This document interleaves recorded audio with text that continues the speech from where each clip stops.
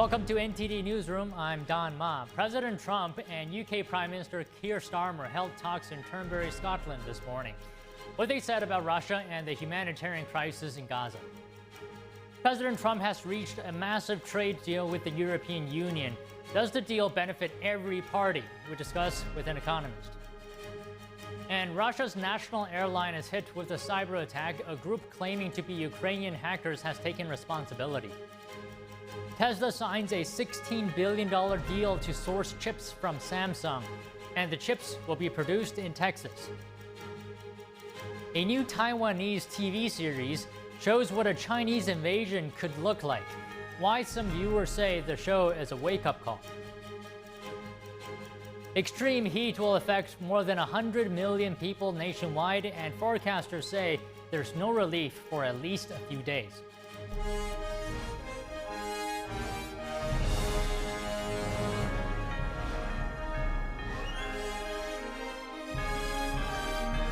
This is NTD Newsroom, live from our global headquarters in New York City. Good afternoon, and thanks for joining us. President Trump is moving up Russia's deadline to come to the negotiating table and end the war. If not, Russia faces sanctions as well as secondary tariffs on its trade partners. And on Gaza, Trump said the fight to free hostages will now be different. NTD's international correspondent, Malcolm Hudson, has more from London. Russia is going to get a shorter deadline to get to the negotiating table. President Trump said he's unhappy with Russian President Putin and efforts to end the war in Ukraine. The deadline will be... I'd say 10 to 12 days. I'll announce it probably tonight or tomorrow. But there's no reason to wait. If you know what the answer is going to be, why wait? Trump said he originally gave Putin 50 days because he wanted to be generous, but said he sees no progress being made. We have such nice conversations, such respectful and nice conversations, and then people die the following night with a missile going into a town and hitting, recently, I guess, the nursing home. He said if he can't strike a deal with Putin before the new deadline, he will hit Russia with sanctions and with secondary tariffs. Those are tariffs targeting countries that trade with Russia to increase diplomatic pressure. He also dismissed the idea of a meeting with Putin. On the Israel-Hamas war, Trump said the fight will now have to be different. So I'm speaking to Bibi Netanyahu, and we are coming up with various plans. We're going to say it's a very difficult situation.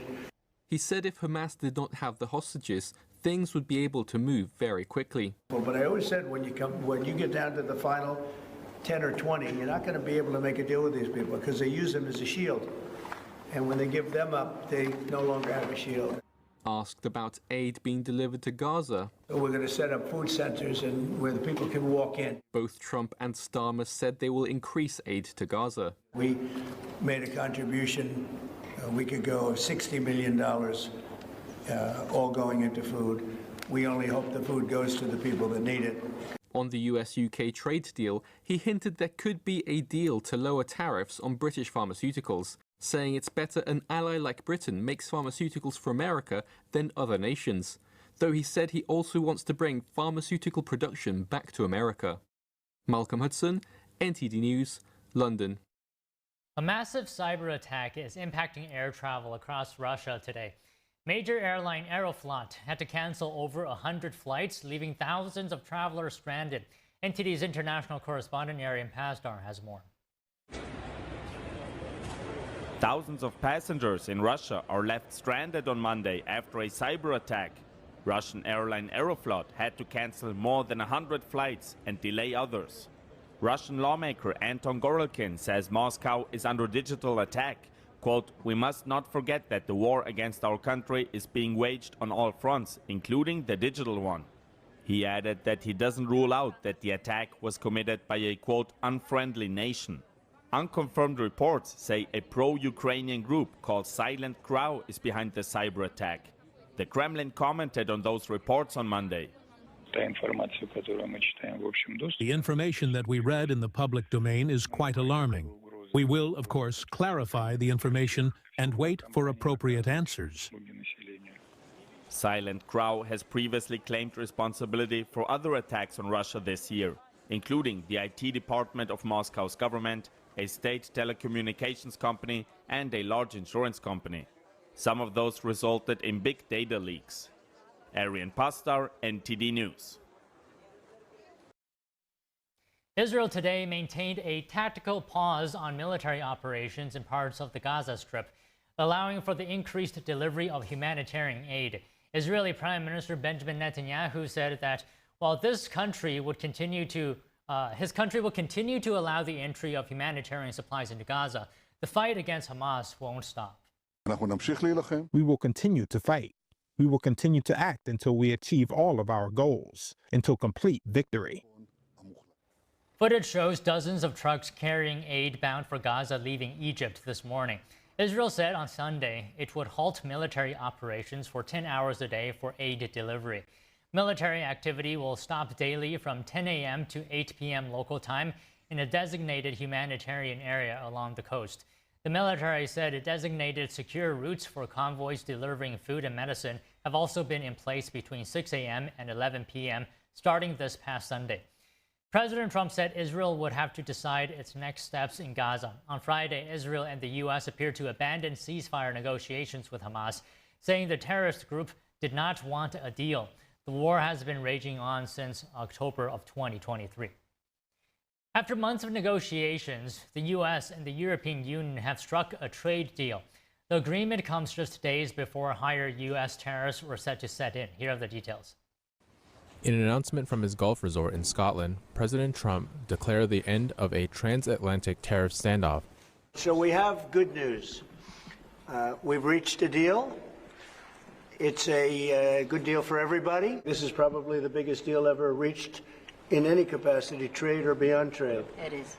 The agreement imposes a 15% tariff on most EU goods, down from Trump's earlier proposal of 30%, and it sets up major European investment in the United States.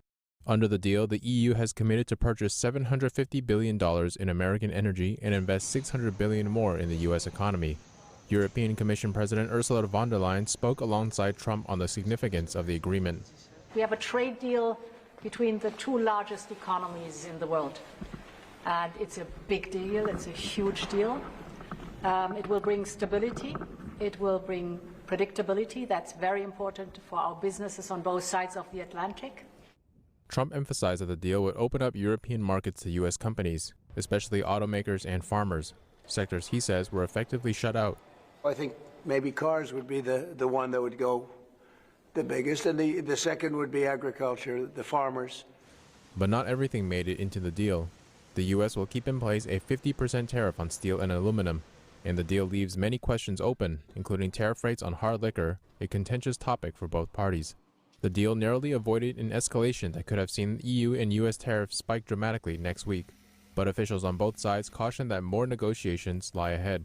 We were very clear that there were tariffs that could not be lowered.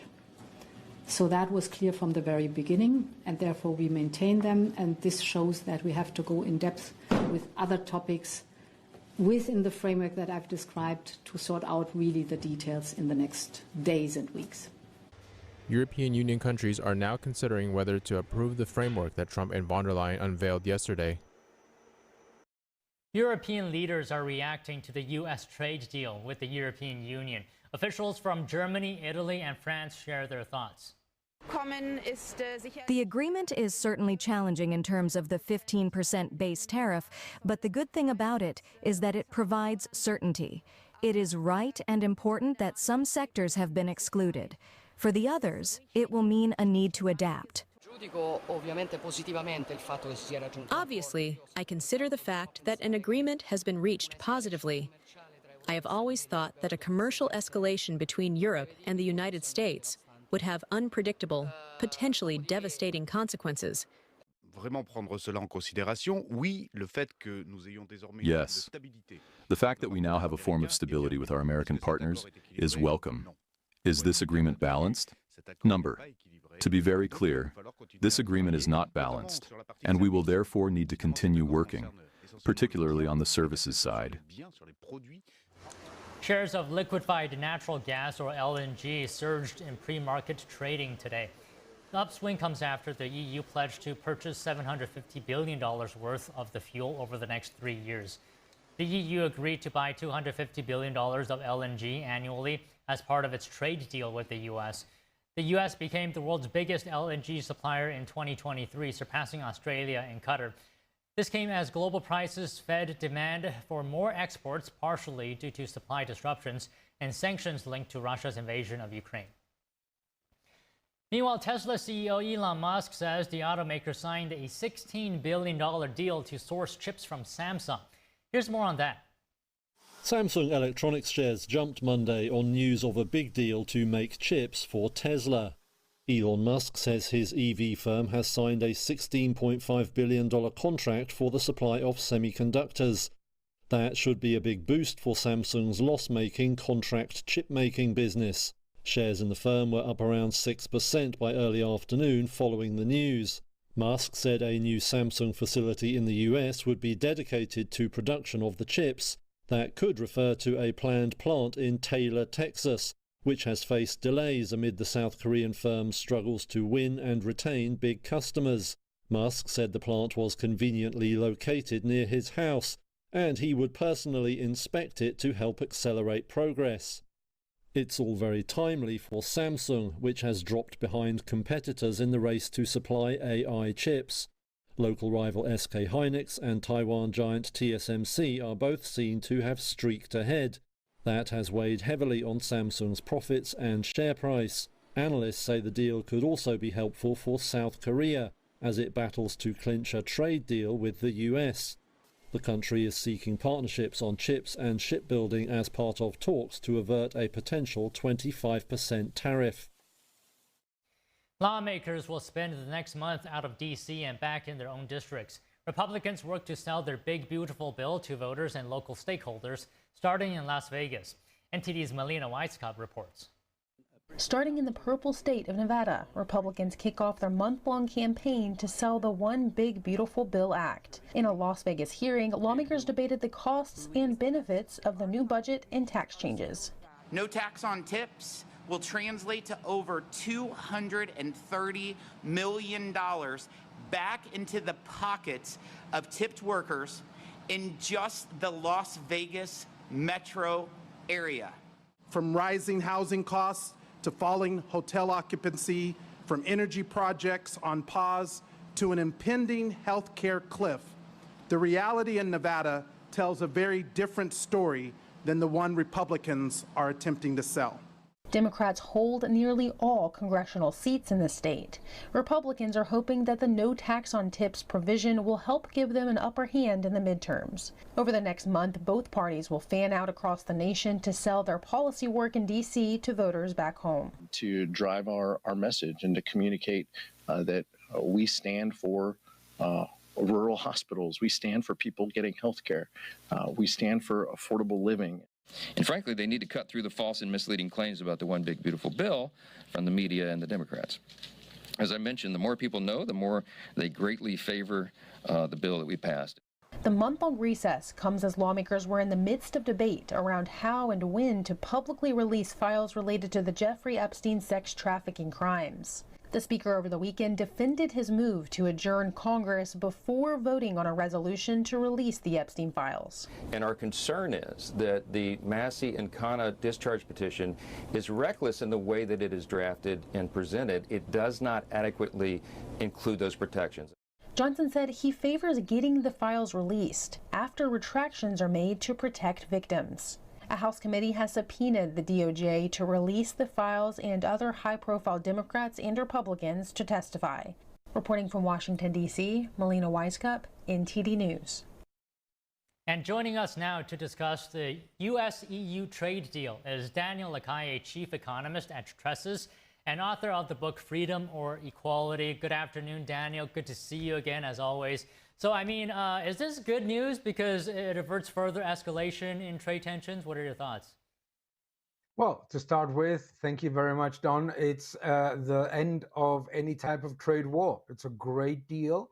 It's very positive for the United States. It's incredibly positive for the United States, considering all that we had heard about the European Union unwilling to negotiate any of its non-tariff barriers. The European Union is going to negotiate the non-tariff barriers, is going to accept 15% tariffs, is agreed on a 0 tariff on very strategic sectors, is also increasing massively the investment in energy and in military equipment. All of those are elements that are very, very positive for the United States, that are going to level the playing field in the trade between both economic agents. And what's most important, it is also very good for European consumers because it lifts a lot of those barriers that were burdening economic growth in the European Union itself, and it benefits consumers by bringing more products from countries, in this case from the United States.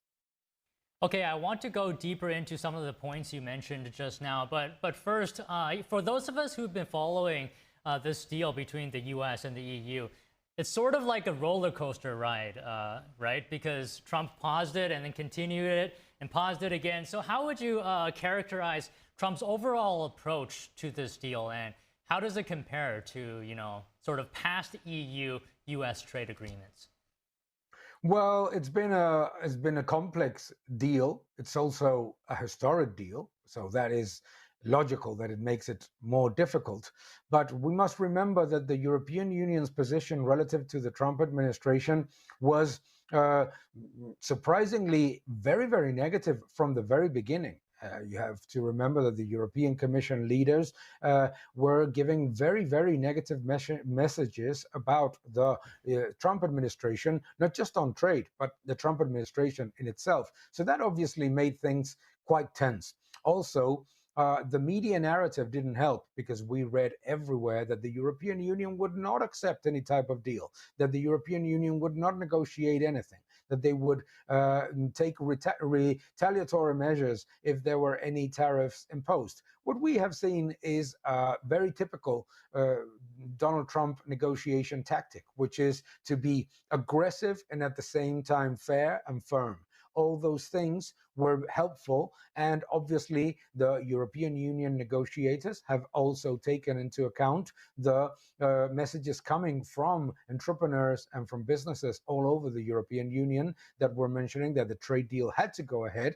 And when the China and Japan deals were in place, obviously the European Union had to accelerate a deal, because if the European Union had not signed this deal, which is very positive for both, the UK and Japan would have immediately absorbed a significant chunk of the level of trade globally that the European Union currently enjoys. So I think it was a strategic position from the side of President Trump to negotiate deals that would at the same time be a blueprint for the other deals that had to be negotiated, and that accelerated the domino effect. The first one was the UK deal. We talked about that. It's a very, very positive deal that immediately made Japan, Philippines, Indonesia, so many countries look at that and say, hey, we need to wise up. We need to wake up very, very fast because we may lose a lot of trading opportunities. And the same thing happened with the European Union. And it's a very good deal for the EU. Okay, so you're saying it's a good deal for the US, and you're also saying, is it an equally good deal for the European Union? Well, obviously, I can't say equally because it's headline. It's very evident that it's an incredibly good deal for the United States. Okay, but that is obviously something that we see because of the 1.3 trillion of added investment from the European Union, from the 15% tariffs, from the 0 tariffs, etc. But what we're likely to see is that the European Union benefits in a less headline type of way. For example, strong partnership in energy, in defense, and in technology with the United States, which can rapidly boost the economic growth and investment opportunities within the European Union. Second, it has not delivered any headlines, but the decision of the European Union to start negotiating its non-tariff barriers is an essential part of an improvement for the European Union itself, as the ex-president of the ECB, Mario Draghi, outlined a few months ago, almost a year ago, in the Draghi report that basically was ignored by a lot of bureaucrats. So for the European Union, the benefits may seem less headline-grabbing, but they're very significant considering the lack of leadership in energy, in defense, and in technology. And this partnership certainly accelerates an improvement in the three areas, but also in the automotive sector, in agriculture, in farming, and in chemicals. So Daniel, in my opinion, I think you're the exactly right person to talk to about this EU-US trade deal. So can you give us more insight then? I want to hear more about the internal dynamics of the European Union through this process of negotiation and then finally cementing this deal. Well, I think that at the beginning, there was a very aggressive position from the European Commission stating that they would not negotiate anything and that basically they would not accept any type of tariffs and that they would impose retaliatory tariffs.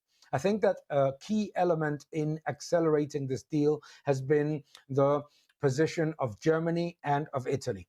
Germany and Italy that understand global trade, that understand the significant challenges that exporters face within the European Union and the opportunities that a strategic partnership with the United States can bring, were instrumental in changing the position of the EU negotiators. France as well, very important, because let's remember that France is one of the countries that had been purchasing more liquefied natural gas from Russia. So the agreement, which brings more investment from the United States and therefore more energy from the United States, is a positive for France as well.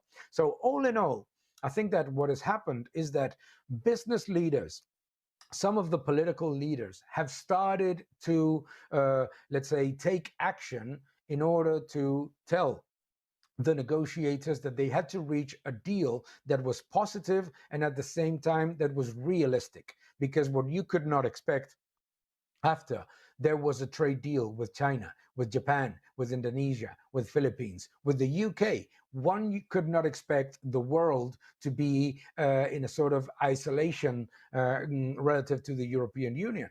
And obviously all of those exporters were thinking, hey, once Japan, the UK have signed a deal, we have to sign a deal because it's very important for us to address our working capital challenges, continue to export to the United States now that the bluff of saying that we will find other markets and that we may sell our products to Brazil, obviously had no merit, no? And this is an important factor. So I would say that at the beginning, the position of the European Union was very, very aggressive and even confrontational. And it's interesting because the European Union had the easiest trade deal of them all. The only thing that the European Union would have to do was to go and to implement a lot of the recommendations of the Draghi report, the ex-president of the European Central Bank, because those coincided 87-90% with what Howard Lutnick's demands were, no? Lift non-trade barriers, lift those enormous tariffs against chemicals, against the automotive sector of the United States, against agriculture, against farming, all of those things. So I think that gradually the role of Italy, the role of Ireland, and the role of Germany have been instrumental in making the EU be more realistic about the situation. And once the deal with Japan was closed, it was evident that they had to go out and accelerate a good deal like this one is, because the alternative would be the demolition of the exporting sector in the European Union. You know, Daniel, I always like to bring in the China angle to our interviews. So before we wrap up, let me just ask you one question about that. It seems like in recent times, both the US and China have been on the EU's case about tariffs. So give us your comments on the relationship, the dynamics between these three parties. How is China looking at this after the deal is completed? This deal between the United States and the European Union is certainly a blow to the Russia-China strategic partnership, because obviously in the energy part, it is leading to higher investments from the European Union in energy and obviously more imports of liquefied natural gas that go against the interests of Russia. But it's also a blow to the Chinese aspirations of becoming the technological partner of the European Union, because in the agreement with the European Union, the United States becomes the strategic partner in chips for artificial intelligence. So for China, obviously, is going to continue to be a strong trading partner of the European Union, but it's certainly going to make it very, very difficult to achieve that sort of long-term strategic goal of separating the EU from the United States, of confronting the EU and the United States, and also presenting itself as, let's say, the reliable partner in technology. That is obviously gone with this trade deal, and also very negative for the Russian energy sector, certainly. Okay, Daniel, always great to hear your insight. Thanks again. Thank you so much. Have a good night. Coming up, a man who allegedly went on a stabbing spree at a Michigan Walmart could now face terrorism charges. Extreme heat will affect more than 100 million people nationwide, and forecasters say there's no relief for at least a few days. We have that and more after the break.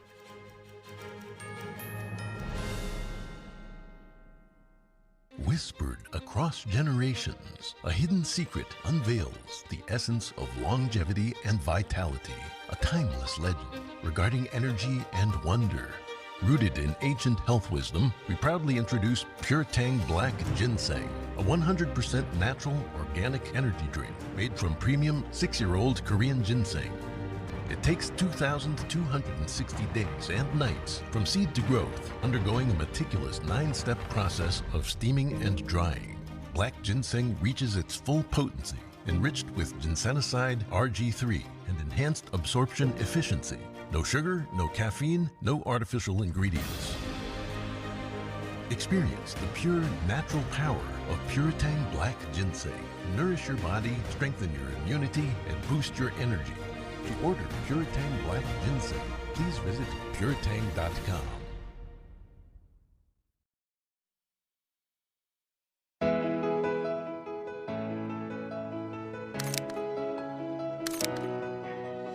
Focus on beauty, showcase nature, share kindness, feel brightness, capture the beautiful moments in your eyes.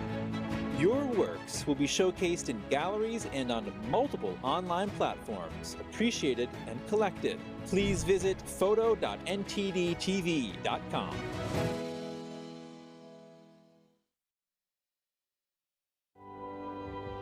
There's a whirlwind of emotion and activity going on in this painting.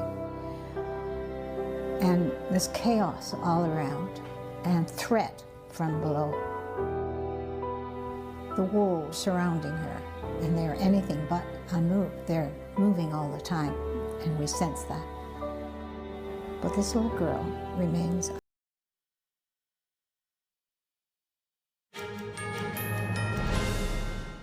A man accused of a violent Walmart attack could face terrorism charges. Authorities say a man entered a Walmart in Michigan on Saturday and randomly stabbed 11 shoppers before being detained by several bystanders in the parking lot. During the incident, 11 individuals were injured by the suspect. The weapon used was a folding knife with a 3.5-inch cutting blade. Aid was immediately provided to the victims by responding law enforcement, citizens, and other emergency responders. The suspect's name is Bradford Gilly of Afton. No motive is currently known. He is expected to be charged with 1 count of terrorism and 11 counts of assault with intent to murder. The suspect had prior assault incidents as well as controlled substance violations. The victims include both men and women ranging in age from 29 to 84. One was a Walmart employee. The stabbings began at the checkout counter inside the store and continued into the parking lot. Witness video shows bystanders confronting the suspect in the parking lot. Authorities praised the quick response from law enforcement officers as well as the bystanders who intervened and detained Gilly in the parking lot. The suspect was taken into custody by police shortly afterwards. Heart-pounding moments at Denver International Airport. Passengers were forced to evacuate a smoking American Airlines jet using an emergency slide on Saturday. It was kind of crazy. Like, people started screaming. They didn't really know what was going on. One kid said, "We're all gonna die." Like, babies were freaking out. Everyone started kind of like shoving and like moving in different directions. Nobody really knew where to go. And then finally, like, the flight attendant said, "Go to the back, go to the back." And so then, of course, everybody else started saying, "Go to the back." So we all started running to the back. And that's when we went down the slide. I mean, honestly, like, you just gotta like appreciate what you're given. And like, I'm so grateful like that it wasn't worse. Dramatic eyewitness footage shows smoke and flames billowing from below the rear of the plane as panicked passengers run from the aircraft, some with young children in their arms. American Airlines says the plane experienced a mechanical issue on takeoff, roll that involved an aircraft tire. It says all 173 passengers and 6 crew exited the plane safely. The Denver Fire Department says crews extinguished a fire while responding to the incident. One of the passengers was taken to a hospital with a minor injury. The flight was scheduled to fly from Denver to Miami and started its takeoff at around 1:15 p.m. local time before coming to a halt in the middle of the runway. Transportation Secretary Sean Duffy wrote on X that it's important for passengers to follow crew instructions and leave their luggage behind during emergency evacuations. More than 130 million people across the U.S. are under alerts for dangerous widespread heat, some areas facing potentially life-threatening conditions into midweek. Tampa, Florida broke a historic record yesterday, hitting 100 degrees for the first time since reliable records began 135 years ago. The city remains under a level 4 out of 4 extreme heat risk, with heat indexes expected to exceed 110 degrees through Saturday. That's how hot it will feel when air temperature and humidity are combined. Looking ahead, a dangerous heat wave is set to impact much of the eastern U.S. starting today. Heat advisories will be in effect from Boston to New York City, with heat indexes climbing as high as 105 degrees. The extreme heat will stretch through Wednesday, bringing actual temperatures in the upper 90s to low 100s to cities like St. Louis, Memphis, Charlotte, and Tampa. Factoring in tropical moisture, it could feel more like 115 degrees in parts of the southeast. The area will be under a level 4 extreme heat risk through midweek. Meanwhile, dangerous storms are forecast across the northern plains, with tornadoes possible in parts of South Dakota and Minnesota. And joining us now to discuss the trade deals is Michael Busler, an economist and public policy analyst and professor of finance at Stockton University.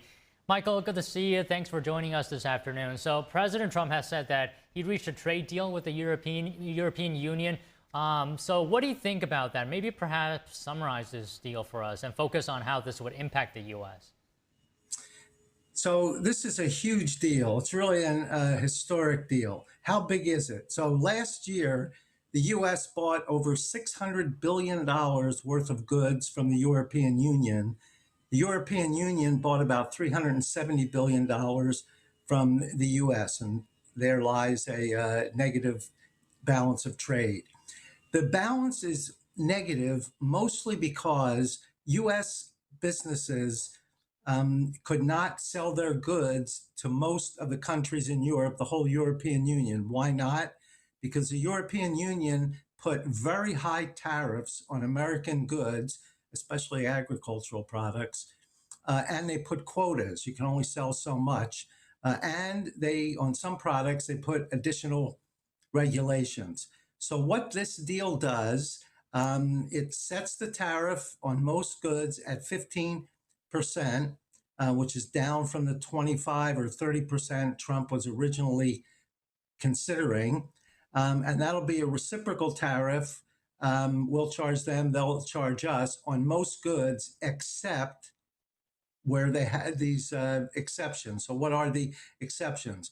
Boeing will be able to sell their airplanes to the European Union, the country's airlines, without any tariff. In return, Airbus will be able to sell their planes in the U.S. without any tariffs. I think this is very significant because it allows for competition, free competition between the two airlines, which I think is excellent. Personally, I think Boeing had an edge for many years. And then when Airbus was formed, and to be perfectly candid, I was a little bit concerned that a company formed with government intervention usually doesn't work out real well. And I was wrong. This one worked out very well. And many people now feel that the A320s, et cetera, that the Airbus is selling to the U.S. are better planes than what some of the Boeing planes are. So how will Boeing have to respond to that? They'll have to make their planes better than the Airbus planes. And that's the whole spirit of competition. So the competition in the airlines will be there. The agricultural products, the tariffs are very low, and in some cases there are no tariffs. The Americans are very efficient at producing food. We produce high quality food at much lower cost than practically anybody in the world. We'd like to be able to sell that food around the world, but nearly every country said that they want to protect their farmers. So they're going to put high tariffs on American agricultural products to protect their farmers, and that kept the American agricultural products out of those markets. That's now been eliminated. The agricultural industry in the U.S. will see a huge boost, and that will help the U.S. economy grow. Now, I saw on social media, some people are saying, well, wait a minute, we're going to end up paying more for Mercedes-Benz and BMWs. And that's only partially true. Why?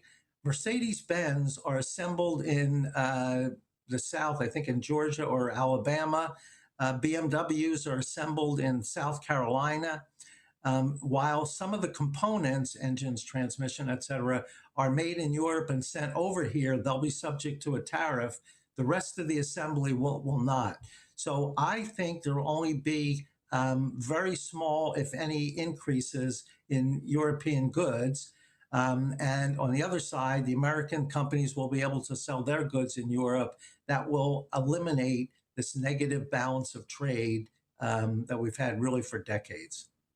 So you mentioned the points where the EU has committed to more investments into the U.S., more purchases. So then the question is, the U.S. has a trade deficit, at least last year, of over $235 billion with the EU. This deal, is that going to address that trade balance? Is it going to make it more balanced? Is it going to reduce that deficit? Yes, that's exactly what it'll do. Because these foreign markets are now open to U.S. suppliers, U.S. companies will be able to sell more of their products. So what we export to them will start to go up. We'll probably buy about the same amount from them. I don't think the tariffs are going to have a significant impact on the quantity that we buy from Europe, but what we sell to Europe will go up significantly. And I think within a year or so, you'll see the balance of trade fairly even. A couple of other things. The European Union has committed to buy large amounts, hundreds of billions of dollars worth of U.S. energy, natural gas, and other products. That will help our energy industry. And from a political standpoint, the European Union relies somewhat, maybe heavily, on Russia for energy. And when they buy that energy from Russia, that gives them their income to support not only their economy, but also the war in Ukraine. So by shifting their purchasing to the U.S., that will hurt the Russian economy and probably bring the Russians to the table sooner rather than later. You may have also heard that President Trump, who gave the Russians 50 days a couple of weeks ago to come up with a peace deal with the Ukraine, he's now saying there's no sense dragging this out. Russia doesn't appear to want to do anything, and they keep bombing the heck out of Ukraine. So I'm going to reduce that time to 10 or 12 days. At that time, if Russia hasn't come up with a peace deal, President Trump will put very severe sanctions on Russia.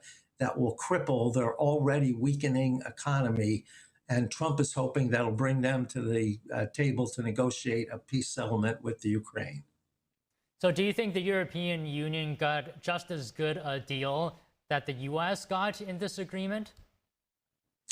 No, the U.S. definitely got a better deal. So why did the European Union agree to it? Because Trump, who's a master negotiator, Trump said to them, look, for decades, you've been essentially ripping us off. You've been able to sell so much of your goods in our country and not allowing us to sell our goods in your country. This is going to be fixed now. So this deal, I think it's good for the European Union in that higher tariffs would not be imposed, and it also stabilizes things. So we know exactly what the deal is. Business, one thing business doesn't like is uncertainty. Once you know whether things are going to happen, whether it's good or bad, you can deal with it. But if you don't know what's going to happen, it's very difficult to make decisions. So as the European Union leaders themselves pointed out, this will bring stability to the trading relationship between the U.S. and the European Union. And as I mentioned, between imports and exports, the total value is approaching $1 trillion annually. This is good for both sides. I think the U.S. came out a little bit better, but that's done to make up for the bad position the U.S. was in for so many decades. Okay, so with this deal behind us, there is still a little bit of trade negotiations happening between U.S. and China, right? I'm wondering if you have any comments on that front. China's economy is weakening. They had a real estate industry that boomed for years, financed on debt, primarily on debt. Now that their incomes are going down and they can't service the debt, they're running into problems. Last year, China sold about $450 billion worth of their output to the U.S. If that gets cut in half or worse because of high tariffs, that will clobber the Chinese economy. They can't afford to allow that to happen. I believe President Trump has given them until August 12th to come up with a deal. And if they don't, he'll put extremely high tariffs that will hurt them. I think China will be forced to the bargaining table. Scott Bessent is in Sweden now, I think, negotiating with China. I think you're going to see a good deal with China.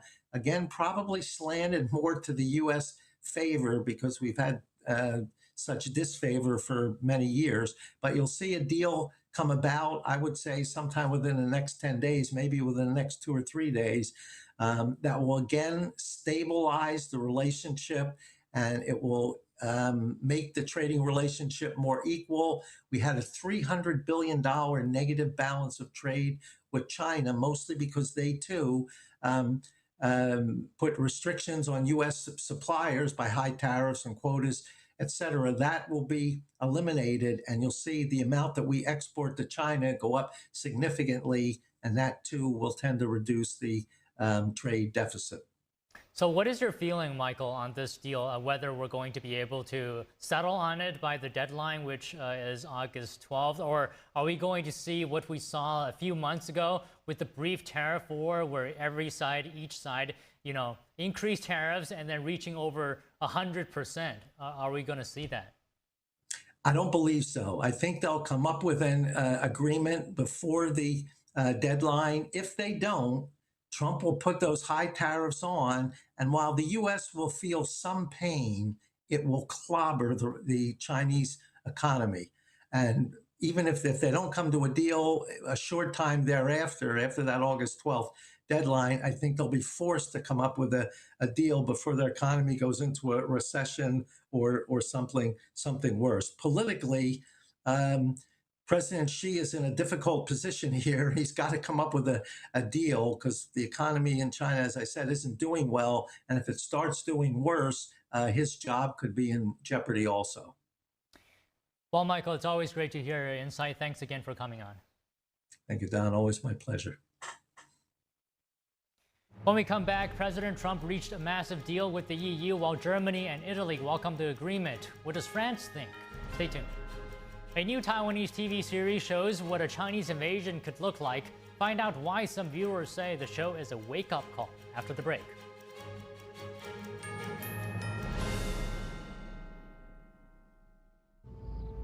That first time seeing my son, I feel like my life did a 180. I was already trying to change my perspective of life and really just be a father figure that I never had. Being present is the most important part. I'm still growing every day, becoming a better version of myself, to be the better mirror for my son. I mean, he's just growing. He's becoming his own person. Man, at first I saw him dance, bro, he brings the vibes, you know what I'm saying? He brings the party no matter what.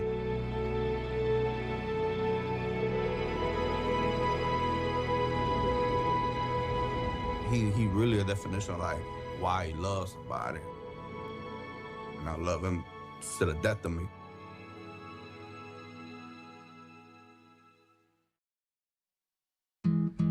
Where did the time go? Somehow I lost all those years. Where did the time go?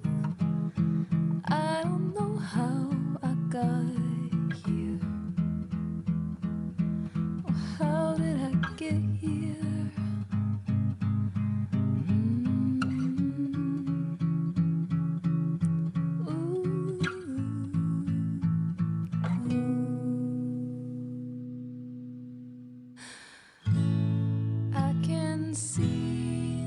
You've done the hard part.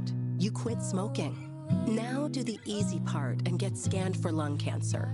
If you smoked, you may still be at risk, but early detection could save your life. Talk to your doctor and learn more at savedbythescan.org.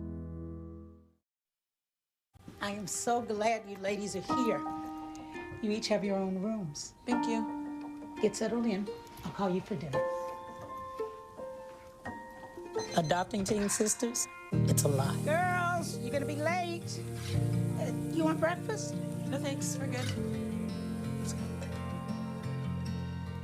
They're always in their own world. What'd you get there? Twice the work. Twice the surprises. Just try it. But if you think of it that way, they're also twice as fulfilling. I think you should ask her yourself. Is it okay to call you Mom? Of course you can.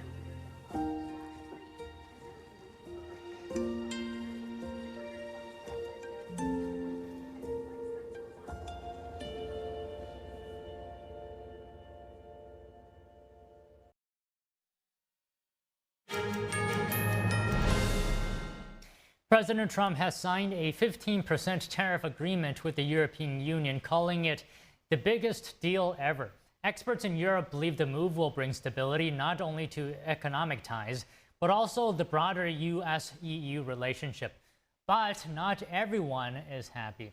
NTD's international correspondent David Vivez reports from Paris. President Trump and European Commission President Ursula von der Leyen have signed an agreement to impose a 15% tariff on most European products imported into the United States. The 27 EU member states also committed to purchasing more American oil and gas and to investing in the country. While the Italian Prime Minister and German Chancellor expressed satisfaction with the agreement, reactions in France have been mixed. French Prime Minister François Bayrou called it a dog day for Europe. He said the bloc gave in to pressure from Donald Trump and described the agreement as an act of submission, referring to it as the von der Leyen-Trump deal. However, political commentators acknowledge that the deal brings more stability to EU-US trade and is an improvement over the previously threatened 30% tariff rate. There will also be exemptions for key French export sectors such as spirits and aerospace. According to French editorialist Gérald Olivier, the 15% tariff on EU products are meant to balance the cost of the EU's value-added tax, which creates a major imbalance in international trade. The VAT, our value-added tax, in France and in other European countries, which is not technically a tariff, but it is nonetheless an added cost to the cost of products. And when we live in the EU, everyone pays the VAT tax on everything you buy. But from the point of view of international trade, when you export something, it is exported without the VAT tax. European companies are expected to invest $600 billion in the United States over the course of Trump's second term. The EU's $750 billion in purchases, including oil, LNG, and nuclear technology, will be structured through a mix of short and long-term agreements. The amount has been estimated on the basis of Europe's planned phase-out of energy purchases from Russia. Olivier says the new trade deal isn't just about money, but also about consolidating EU-US relations as the EU scales back imports from China and Russia. Eventually, we might see that these trade negotiations actually expand beyond the world of trade into a reorganizing of the what we call the transatlantic relationship.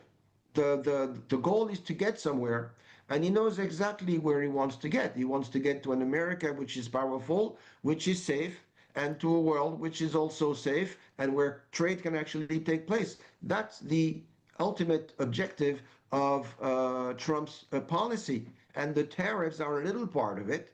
The agreement between von der Leyen and Trump is just the first step. EU countries must now validate it through further consultations. David Vives, NTD News, Paris. A new Taiwanese television series that imagines the run-up to a Chinese invasion is getting rave reviews from viewers. Take a look at what the audience members had to say. A TV show confronting the fear of a war with China is giving viewers in Taiwan a wake-up call as Beijing steps up military threats around the democratically governed island. The new drama Zero Day Attack previewed in Taipei last week. The 10-episode series focuses on scenarios Taiwan might face in the lead-up to a Chinese attack. That includes a global financial collapse, activation of Chinese sleeper agents, and panicked residents trying to flee the island.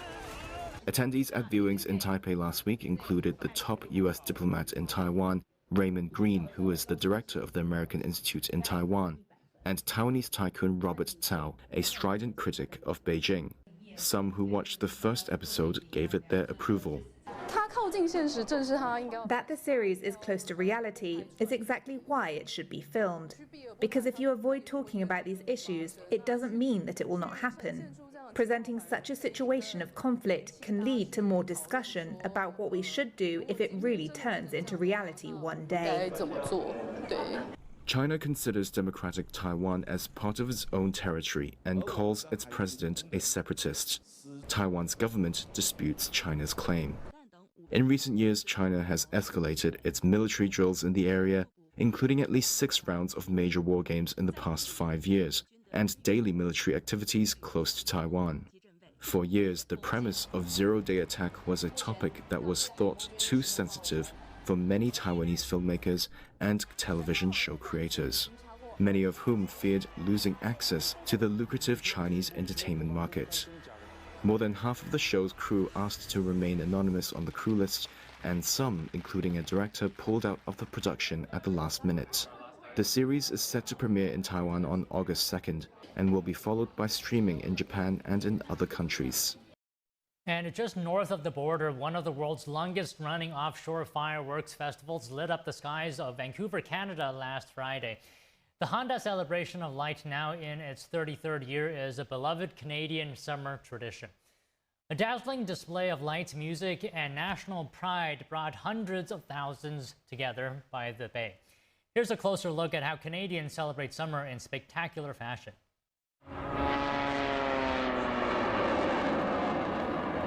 A roaring sound broke the calm skies as the Royal Canadian Air Force Snowbirds soared over Vancouver's English Bay.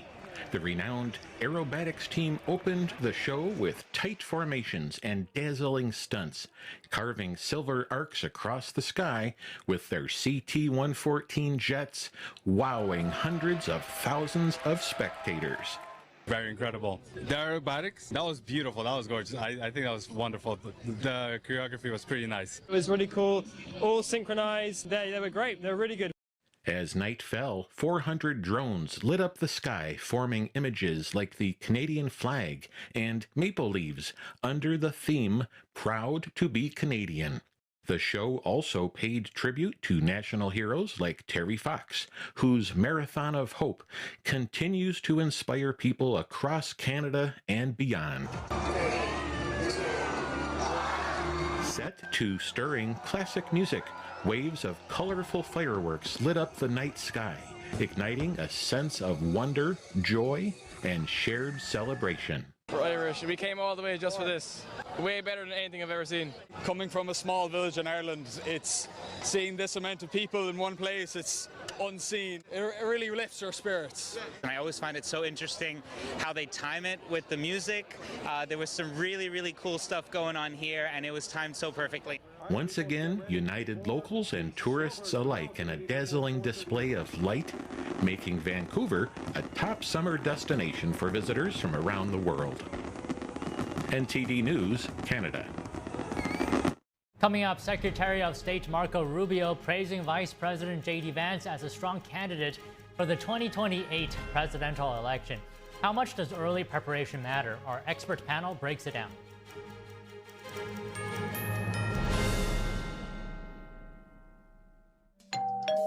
Hi, I'm Ty Pennington, here for Choice Home Warranty. They protect my home from expensive repairs, and they can do the same for you. No matter if it's your refrigerator, plumbing, or more than 20 other home systems and appliances, Choice Home Warranty has saved millions of homeowners a whole lot of money. For a low monthly fee, you get their nationwide network of trusted local technicians with plans that cover repairs and replacements done quickly and the right way. No more headaches searching for technicians. No more budget-breaking chaos. Just a peace of mind of having Choice Home Warranty at your service. Call Choice Home Warranty now and save big with their special offer of your first month free and free limited roof coverage. Call now. Call Choice Home Warranty for your free personalized quote and to get your first month free. Call in the next 5 minutes, and as our special offer, you'll receive free limited roof coverage. Call now to lock in your rate and save big. Call 800-210-6422, 800-210-6422. According to ancient Chinese medicine, purslane is considered a medicinal herb and is used to help lower cholesterol, improve vascular functions, and prevent diabetes. Perilla seeds can nourish the lungs and spleen. It is used to treat asthma and improve pulmonary functions. Puritang green vegetable omega-3 is made from purslane and perilla seeds from Hwangmae Mountain in South Korea. It contains over 90% of omega-3, 6, 7, and 9, the highest concentration possible without chemical additives. The soft gel is made of natural seaweed. It is 100% organic and vegan. Both adults and children can take it with peace of mind. Ancient recipes were passed down from heaven to bring prosperity and longevity. Puritang green vegetable omega-3.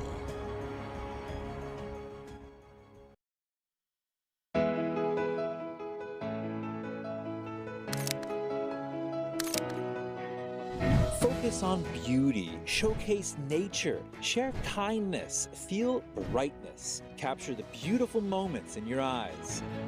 Your works will be showcased in galleries and on multiple online platforms, appreciated and collected. Please visit photo.ntdtv.com.